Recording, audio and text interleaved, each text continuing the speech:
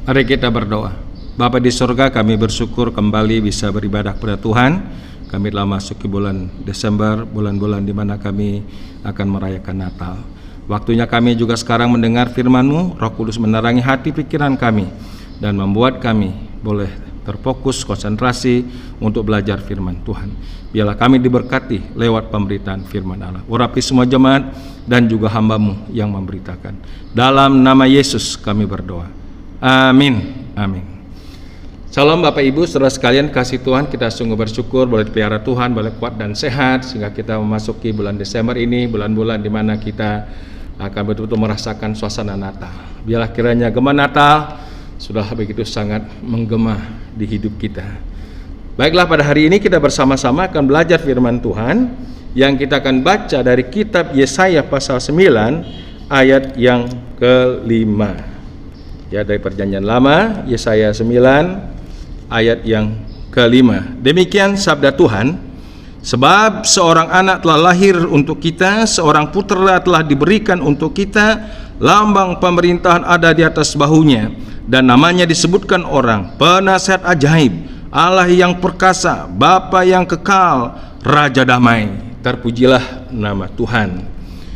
Saudara, salah satu dari sebutan pernyataan firman Tuhan mengenai pribadi yang luar biasa ini yang telah dinubuatkan oleh Yesaya kurang lebih sekitar 700-an tahun sebelum Masehi, bahwa pribadi yang disebut seorang putra, seorang anak telah lahir, akan disebut Penasihat Ajaib, Allah yang perkasa, Bapa yang kekal, Raja Damai. Dari salah satu pernyataan sebutan ini kita akan merenungkannya ialah Raja Damai. Jadi Yesus Kristus yang datang, yang disebut seorang putera itu adalah Raja Damai. Saudara, saya mengenal seorang bapak yang sangat kenal. Beliau ini mengalami penyakit yang cukup lama. Penyakitnya adalah dia mengalami stroke total sehingga segala sesuatu dilakukan di tempat tidur yang rumahnya sederhana, dari masih lantai tanah, dari bilik bambu rumahnya, ya, dengan dipan hanya beralaskan tikar. Situlah beliau belasan tahun, ya, tidak bisa bergerak kiri kanan, sehingga karena situasi ini tubuhnya menjadi bengkak di belakang, ya, jadi borokan, ya, dan karena memang tidak bisa digerakkan kiri kanan, sehingga keadaan rumah ini begitu sangat menyengat. Luar biasa penderitaannya. Bapak ini didampingi oleh seorang istrinya yang sangat setia kepada Tuhan, merawatnya siang dan malam. Saudara, kalau kita perhatikan secara manusiawi, kira-kira keadaan seorang bapak seperti ini, apakah mungkin bisa merasakan damai, mengalami damai di dalam hidupnya? Pasti kita semua setuju kalau secara manusiawi mana mungkin keadaan seperti itu menderita, ya, bukan waktu yang singkat, waktu yang lama, belasan tahun. Tetapi luar biasa, saya saksikan sendiri. Setiap bulan datang pada waktu melayani perjamuan kudus, Bapak ini telah mendengar derap langkah kami akan datang. Waktu kami masuk rumahnya, dan beliau langsung, ya, dengan wajah yang bersinar, matanya yang begitu sangat tajam, mengatakan shalom dari tempat tidurnya. Itu luar biasa. Ini mengagumkan bahwa Bapak ini tidak pernah surut semangatnya, ya, di dalam bagaimana dia mengiring Kristus, mengikut Kristus di tengah-tengah penderitaan yang amat sangat, yang berlangsung itu, waduh, lama sekali, namun tetap bisa shalom, bisa memberikan senyum dari bibirnya. Ini pasti ada satu rahasia, ya, bagaimana situasi yang begitu sangat, waduh, memprihatinkan, menyedihkan sekali, namun tetap masih bisa mengatakan shalom, ya, salam, damai sejahtera. Saudara, pada waktu saya mengenal beliau lebih dekat lagi, dan beliau bersaksi tentang pengalamannya, bagaimana mengalami Kristus, mengiring Kristus, melayani Kristus, imannya begitu sangat berakar, sangat kuat. Karena iman kepada Kristus Yesus Raja Damai itulah yang memampukan beliau itu, yang sudah almarhum, untuk tetap bisa bersyalom setiap waktu, setiap saat, tetap bisa mengalami damai sejahtera di tengah-tengah penderitaannya. Inilah satu rahasia yang kita pelajari pada hari ini sebagai anak Tuhan. Karena memang Raja Damai yang dinubuatkan, yaitu Yesus Kristus, datang ke dunia, ya, memberikan damai, damai kekal, damai surgawi, damai yang kualitasnya memang dikatakan berbeda dari damai pengertian definisi dan juga fakta damai dari dunia. Nah, karena itu saya mengajak melengkapi hal ini membaca kitab Yohanes pasal yang ke-14. Mari kita membaca coba Yohanes. Jadi kita rindu ya untuk mengerti, bukannya mengerti, bisa mengalami, sehingga kita bisa mengaplikasikan sekalipun keadaan kita begitu sangat menyedihkan, memprihatinkan, namun tetap bisa bersyalom, mengalami syalom Kristus di tengah-tengah situasi secara manusiawi yang tidak mungkin. Itu adalah damai sejahtera. Berarti ada kualitas damai yang memang dijanjikan, diberikan oleh Yesus kepada kita. Dan memang itu yang dikatakan dalam Injil Yohanes pasal 14 ayat yang ke-27. Damai sejahtera kutinggalkan bagimu, damai sejahteraku kuberikan kepadamu, dan apa yang kuberikan tidak seperti yang diberikan oleh dunia kepadamu. Janganlah gelisah dan gentar hatimu.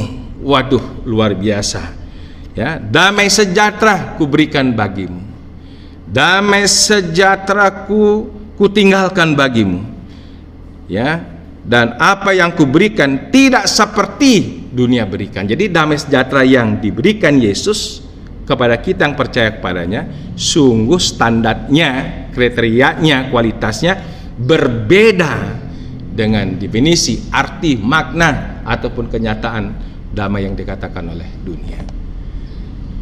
Saudara, kenapa Yesus disebut Raja Damai? Pertanyaannya dijawab dengan pertanyaan, kenapa Yesus disebut Raja Damai? Pertanyaan adalah, kenapa manusia tidak mengalami damai? Kalau kita melihat sejarah Alkitab, dunia mulai mengalami tidak damai karena dosa. Pada waktu manusia belum berdosa di Taman Eden, ya, disebut dengan zaman ketidakberdosaan, innocent, manusia mengalami hubungan yang indah dengan Tuhan, damai dan sejahtera bersama dengan Tuhan. Jadi pada waktu manusia melanggar perintah Allah, jatuh dalam dosa. Pada waktu manusia jatuh dalam dosa, inilah mulai manusia mengalami yang namanya dosa ketakutan, dosa kekhawatiran, dosa kecemasan, dosa iri hati, dosa amarah, sehingga terjadi berbagai dosa di atas muka bumi ini. Jadi satu sebab kenapa manusia tidak mengalami damai, karena dosa. Saudara, kalau berbicara tentang dosa dalam sebuah kenyataan hidup, siapa yang bisa menyelesaikan dosa? Apa bisa dengan kepintaran manusia, logika manusia? Apa bisa dengan amal perbuatan baik manusia? Apa bisa dengan segala usaha perjuangan manusia? Tidak ada satupun yang bisa menyelesaikan dosa. Sepanjang dosa adalah hidup manusia, sepanjang itu juga manusia pasti tidak mengalami damai.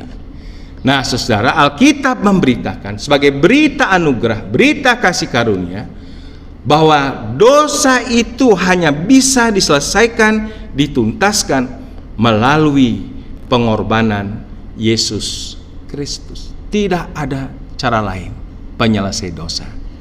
Ya, bukan dengan emas dan perak, bukan dengan barang fana ini, tetapi dengan darah Yesus, pengorbanan Kristus, di atas bukit Golgota. 1 Petrus pasal 1 ayat 18. Jelas. Ya. Yesus datang itu adalah untuk menyelesaikan dosa yang menyebabkan manusia hidup tidak damai. Makanya pada waktu Yesus datang ke Sungai Yordan untuk dibaptis, dan Yohanes Pembaptis menunjuk pada Yesus, lihatlah anak domba Allah yang mengangkut dosa isi dunia. Nah saudara, Yesus disebut Raja Damai karena memang dialah pribadi damai itu, dan dia sumber damai itu, dan Yesuslah satu-satunya yang bisa menyelesaikan urusan dosa. Makanya setiap orang yang telah mengalami Kristus, pada waktu dia terbuka mengakui dosanya, ya besar kecil, banyak sedikit, ya terbuka mengakui Yesus. Pada waktu orang bertobat menerima Tuhan Yesus, saya juga mengalami, waduh, ada damai yang mengalir dari surga, dari ujung rambut sampai telapak kaki memenuhi. Rasa damai ringan. Dan orang-orang yang mengalami Kristus bersaksi, pada waktu dia mengalami Kristus pada waktu pertama kali, dia mengerti, dia sadar dosanya yang adalah maut itu, yang berakibat maut. Siapa menyelesaikan akan dosa ini? Makanya Rasul Paulus sangat bersyukur, Roma 7 ya ayat yang ke-21, bersyukur ya, siapakah aku ini manusia celaka, bersyukur di dalam Yesus Kristus yang satu-satunya menyelesaikan dosa kita. Makanya Yesus disebut Raja Damai. Saudara, kenapa Yesus disebut Raja Damai? Karena ini berbicara tentang kehidupan yang akan datang. Siapa yang memberikan satu harapan pasti tentang kekekalan, tentang hidup kekekalan? Ya, manusia ini ada 3 dimensi. Hidup di dunia adalah hidup sementara, hidup kekal itu di surga, mati kekal itu di neraka. Jadi sesudah manusia mati bukan berarti habis, ada pertanggungan jawab, kekekalan. Satu kekekalan di surga, kedua kekekalan di api neraka. Nah saudara-saudara, pada waktu kita berbicara tentang masa depan, tentang pengharapan, kalau pengharapan kita serba tidak pasti menggelisahkan, tidak ada damai. Tapi syukurlah Yesus Kristus, di bawah kolong langit ini tidak ada nama lain manusia diselamatkan selain dalam nama Dia. Akulah jalan dan kebenaran dan hidup, tak seorang pun sampai kepada Bapa tanpa melalui aku. Jadi Alkitab memberitakan suatu berita anugerah yang kedua untuk pengharapan hidup manusia ke depan. Tidak spekulasi, tidak mudah-mudahan, di dalam Kristus Yesus. Ya, siapa yang memiliki anak, yaitulah Yesus Kristus yang disebut Raja Damai, dia memiliki hidup yang kekal. Hidup yang kekal itu di surga. So, inilah berita inti Alkitab yang harus kita percaya, yang harus kita bawa setiap hari.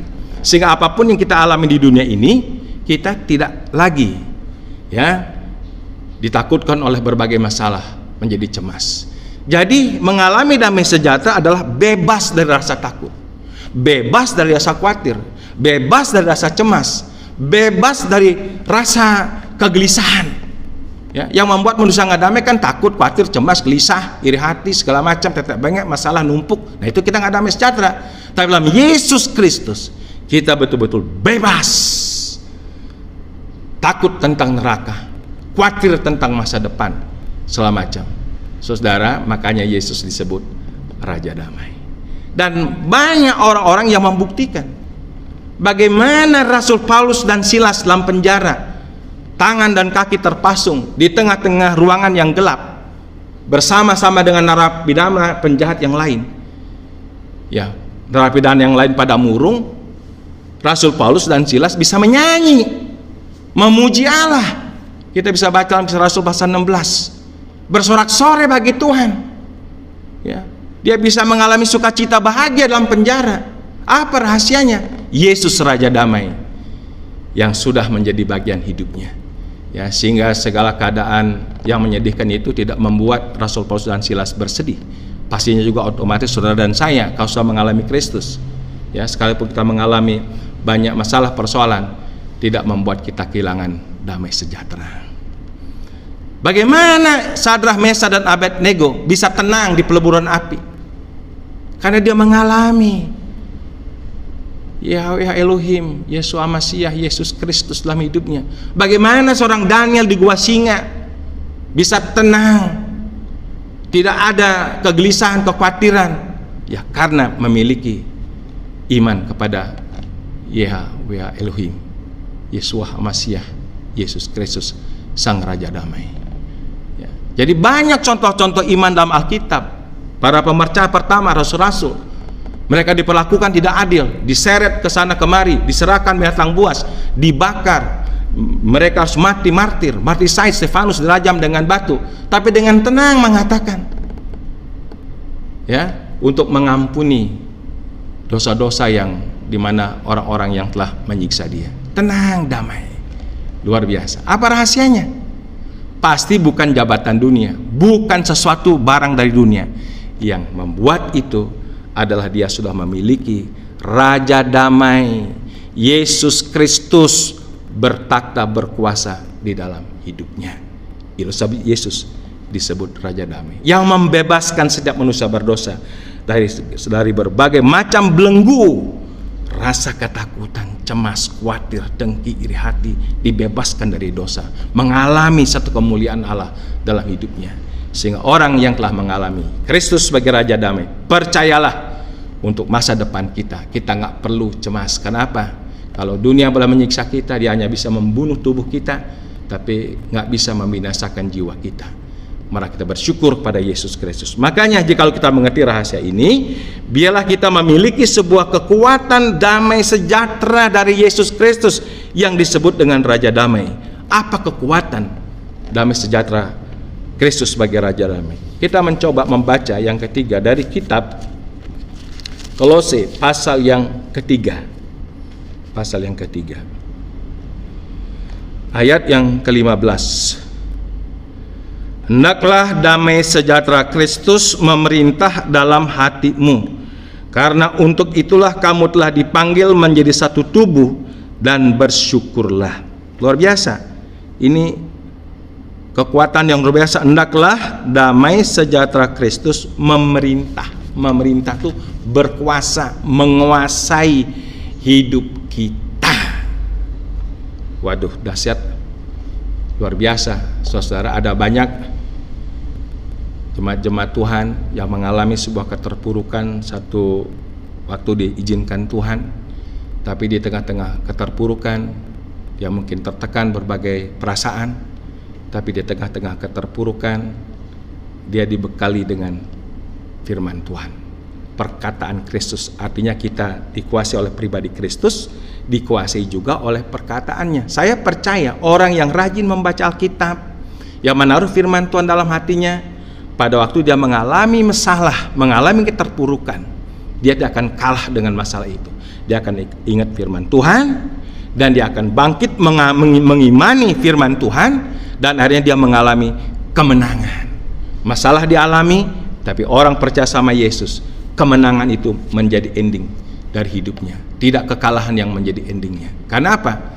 Karena perkataan Kristus memerintah, menguasai. Waktu ada masalah dia tidak ingat si A, si B, si C, wah jalan sini, jalan situ. Langsung dia mengingat perkataan firman Tuhan. Saudara, saya kalau bersaksi terlalu banyak orang-orang mengalami sebuah kesedihan, tekanan karena masalah ekonomi, namun tetap bisa menuntaskan. Karena apa? Mengingat janji firman Tuhan, sehingga pada akhirnya dia bisa bersorak-sorai, bersyukur yang luar biasa. Itu artinya damai sejahtera Kristus memerintah di dalam hati, menguasai hidupnya, menguasai pikirannya, menguasai perasaannya. Kemanapun dia bawa, dia selalu bawa perkataan Kristus. Yang kedua, kekuatan damai sejahtera Kristus setelah dia memerintah, ini yang saya perhatikan dalam Alkitab, luar biasa. Ya, yang keempat kita baca Filipi pasal 4 ayat yang ke-7, dikatakan demikian. Damai sejahtera Allah yang melampaui segala akal akan memelihara hati dan pikiranmu dalam Kristus Yesus. Dah luar biasa, ajaib. Yang pertama, saudara, kekuatan damai sejahtera Allah itu memerintah, berarti menguasai, ya, segenap hidup kita. Yang kedua ini dia memelihara, maintenance dalam perjalanan hidup kita ini. damai sejahtera yang melampaui segala akal. Itulah damai sejahtera yang saya saksikan Bapak yang pertama tadi, keadaan sangat menyedihkan. Kenapa bisa terus bersialu? Kenapa terus bisa mengalami damai sejahtera? Inilah damai sejahtera yang melampaui segala akal, memelihara hidupnya sampai detik terakhir, tidak pernah menyurutkan imannya sama Yesus. Tetap salum, setiap datang salum, salum. Inilah yang disebut dengan damai sejahtera yang melampaui segala akal, yang memelihara, ya, yang memelihara, maintenance hidup kita sampai Tuhan memanggil kita. Jadi dahsyat luar biasa. Yesus disebut Raja Damai karena dialah memang pribadi damai itu, yang satu-satunya bisa menyelesaikan dosa, karena dosalah penyebab manusia tidak damai. Sekarang penyebab di manusia tidak damai diselesaikan dalam Yesus. Yesus disebut Raja Damai karena pengharapan ketetapan pasti, bukan moga-moga, ya. Urusan surga dan neraka itu bukan urusan spekulasi, pasti. Orang yang memiliki Raja Damai yang disebut anak Allah, ya, dia memiliki hidup yang kekal. Hidup yang kekal itu pasti di surga. Nah, apalagi yang perlu kita kejut, apalagi yang perlu kita takut. Dan kekuatan damai sejahtera ini adalah dia memerintah, berarti menguasai. Jadi masalah apapun terjadi, anak-anak Tuhan yang memiliki, yang percaya pada Raja Damai, dia pasti mengalami kemenangan. Dan kekuatan damai sejahtera inilah yang memelihara, yang disebut dengan damai sejahtera melampaui segala akal, maintenance, memelihara sampai kita dipanggil Tuhan atau sampai Tuhan datang. Luar biasa dahsyat. Biarlah kita boleh mempersiapkan Natal ini karena kita telah mengalami damai Natal, yaitu adalah damai dari Sang Raja Damai, yaitulah Yesus Kristus, Putra Allah yang datang ke dunia memberikan damai yang kualitasnya berbeda dengan damai yang diberikan oleh dunia. Selamat bergembira dan selamat bersukacita menyongsong dan merayakan Natal di tahun ini. Mari kita berdoa. Bapa di sorga, terima kasih firman Tuhan pada hari ini. Biarlah firman-Mu boleh meneguhkan, menguatkan iman kami kembali, karena kami telah mengalami Sang Raja Damai, Yesus Kristus. Terpujilah Allah kami kekal, dalam nama Yesus kami berdoa. Amin. Mari kita meneruskan dengan perjamuan kudus pada hari ini. Bila kita setiap jemaat yang telah dibaptis dan bersama-sama dengan penuh hikmat menghormati nama Tuhan dalam perjamuan kudus. Dan bagi kita sidang jemaat yang belum dibaptiskan, mohon kesabarannya sampai nanti pada waktunya demi ketertiban kita dalam berjemaat. Bersama-sama dengan hikmat kita tundukkan kepala, kita dengar firman Tuhan. Sebab apa yang telah kuteruskan kepadamu telah aku terima dari Tuhan, yaitu bahwa Tuhan Yesus pada malam waktu ia diserahkan mengambil roti, dan sesudah itu ia mengucap syukur atasnya, ia memecah-mecahkannya dan berkata, inilah tubuhku yang diserahkan bagi kamu, perbuatlah ini menjadi peringatan akan aku. Demikian juga ia mengambil cawan sesudah makan lalu berkata, cawan ini adalah perjanjian baru yang dimeteraikan oleh darahku, perbuatlah ini setiap kali meminumnya menjadi peringatan akan aku. Terpujilah nama Tuhan. Dalam perjamuan kudus Tuhan ada dua benda yang dikhususkan atau disakralkan. Yang pertama adalah roti yang tidak beragi, yang melambangkan tubuh Tuhan Yesus yang suci tanpa dosa. Berarti dipecah-pecahkannya, dikorbankannya untuk kita. Sekarang ambillah roti itu sambil mengenang mengingat penderitaannya. Mari bersama-sama kita terima roti dengan iman dan makanlah.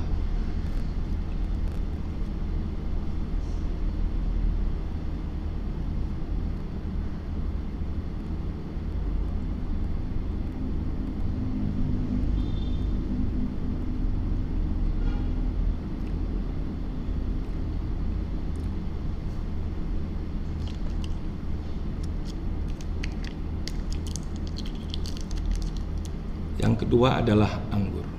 Persiapkan anggur kita. Anggur ini saudara melambangkan darah Tuhan Yesus. Sesuai ketetapan hukum Taurat, tidak ada pengampunan dosa tanpa penumpahan darah. Dan darah itu bukan darah lembu, binatang sapi biasa. Itu hanya lambang. Tapi penggenapannya adalah darah Yesus Kristus, darah anak domba Allah dari surga yang tercurah. Yesus menyerahkan nyawanya dan juga menumpahkan darah sucinya demi pengampunan segala dosa-dosa kita. Sekarang mari kita angkat anggur ini dan kita tundukkan kepala. Kita merenungkan tentang pengorbanan Kristus. Salibnya selama mulia, dosaku dihapuskan oleh darah Yesus. Sesuai dengan nats Alkitab, anggur ini melambangkan darah Tuhan Yesus yang suci. Sekarang terimalah dengan iman dan minumlah.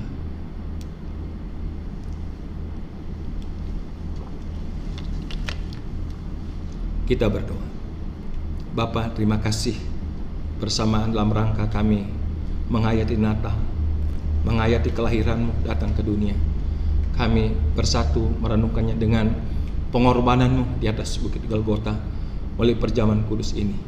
Sehingga kami bernatal, bukan Natal hanya sebatas hanya ornamen-ornamen, tetapi bila kami betul-betul bernatal secara inti, esensi, mengerti bahwa Yesus datang ke dunia Sang Raja Damai adalah menyelesaikan dosa, memberikan darah dan nyawanya, supaya kami yang tidak memiliki kepastian tentang kekekalan hidup kekal itu, sekarang dalam Yesus Kristus kami memiliki sebuah kepastian hidup yang kekal. Itulah sebabnya Engkau disebut Raja Damai, yang menyelesaikan masa lalu kami dan sekaligus memberikan pengharapan kami yang pasti di masa depan. Biarlah perjamuan kudus ini telah memberkati kami semua. Dalam nama Yesus kami berdoa. Amin. Mari kita berdoa. Bapa, terima kasih. Pada hari ini kami telah melaksanakan ibadah. Biarlah seluruh ibadah yang kami laksanakan, kami lakukan dengan hikmat, dengan segenap hati. Dan kami percaya kami diberkati lewat ibadah pada hari ini. Lewat ibadah ini pun kami semua jemaat-Mu menyatukan iman, menyatukan hati di tempat kami masing-masing. Berdoa untuk persiapan Natal kami, Gereja Sedang Kristus, istimewa Gereja Sedang Kristus di Kelapa Gading ini. Biarlah salah sesuatu yang telah dipikirkan, yang telah dipersiapkan, Tuhan memberkati sesederhana apun, supaya kami boleh bernatal tahun ini adalah Natal penghayatan, Natal di mana kami merenungkan, Natal tengah-tengah tekanan COVID Corona ini. Di sini kami boleh menyatukan hati supaya kami merasakan esensi Natal yang sejati di tahun ini. Berdoa untuk seluruh komisi yang ada dari sekolah minggu, pemuda-pemudi, remaja, kaum bapak, kaum ibu, khususnya para majelis gereja, semuanya bekerja bersama-sama, saling merendahkan hati, saling menopang. Biarlah Gereja Sang Kristus mengalami damai. Mengalami damai karena telah mengalami Sang Raja Damai, yaitu Yesus Kristus. Terima kasih Tuhan, biarlah damai yang melampaui segala akal itu menjadi kekuatan untuk kami tetap hidup, berkeluarga, hidup dalam kami berjemaat, hidup dalam kami melayani Tuhan. Kami berdoa untuk seluruh Gereja Sedang Kristus, berbagai tempat, setiap gereja lokal dimanapun, dalam kami bersama-sama mempersiapkan Natal, baik di kota besar, kota kecil, sampai di desa-desa, pelosok, pegunungan. Semuanya kami, jemaat-Mu Sedang Kristus, boleh menyiapkan diri dalam kami menyambut Natal di tahun ini. Kami juga berdoa sinode, selalu berkati supaya sinode tetap bisa diberikan hikmat untuk bagaimana menjalankan tugas-tugas pelayanan kesinodaan yang memang dalam kondisi corona ini sangat sulit secara efektif untuk menjalankan tugas-tugas. Tapi Tuhan tetap menyertai sinode kami. Kami mengangkat dalam doa untuk pemerintah bangsa kami Indonesia di tengah-tengah perjuangan kerja keras bagaimana memutus rantai COVID ini dan juga membangun perekonomian. Oh Tuhan, selain juga harus menghadapi rongrongan-rongrongan yang begitu sangat berat. Tolonglah Tuhan, topangkan tangan-Mu untuk pemerintahan kami yang ada. Biarlah pemerintahan kami boleh terus menjalankan tugas-tugasnya di situasi berat ini dengan kekuatan Tuhan. Berkati Presiden kami Pak Jokowi sebagai kepala negara, kepala pemerintahan. Biarlah beliau akan selalu kuat dan sehat, diberikan damai sejahtera, diberikan hikmat, dan seluruh jajaran para menteri. Biarlah kiranya boleh terus bekerja bersama-sama. Sekalipun ada sandungan sana sini, Tuhan tolong supaya Pak Jokowi boleh kuat sebagai presiden kami. Tuhan menopang, memberi kepadanya hal-hal yang luar biasa untuk beliau bisa memajukan negara ini. Terima kasih Tuhan, hari ini pun kami datang memberi persembahan kepada Engkau. Biarlah persembahan yang kami bawa kepada Tuhan, baik perpuluhan, persembahan syukur, persembahan Natal, semua nominalnya kami bawa dalam tangan Tuhan. Tiap-tiap kami telah memberi dengan sukacita. Kami percaya bahwa kami sudah diberkati oleh Tuhan. Terima kasih Tuhan, inilah doa syafaat dan doa persembahan yang kami bawa dalam satu nama, Yesus Tuhan Selamat yang hidup, yang mengajar kita semua berdoa demikian. Bapa kami di surga, dikuduskanlah nama-Mu, datanglah kerajaan-Mu, jadilah kehendak-Mu di bumi seperti di surga. Berilah pada hari ini makan kami secukupnya, dan ampunilah kesalahan kami, seperti kami sudah mengampuni orang lain yang bersalah kepada kami. Janganlah membawa kami ke dalam pencobaan, tapi lepaskanlah kami segala yang jahat, karena Engkau mempunyai kerajaan dan kuasa dan kemuliaan sampai selama-lamanya. Terima berkat dari Tuhan. Kiranya damai sejahtera dari Allah Bapa yang limpah sempurna, kasih karunia penebusan, keselamatan, hidup kekal dalam Kristus Yesus Anak yang tunggal, serta janji penyertaan oleh Roh Kudus menyertai saudara sekalian sekarang ini sampai selama-lamanya. Amin.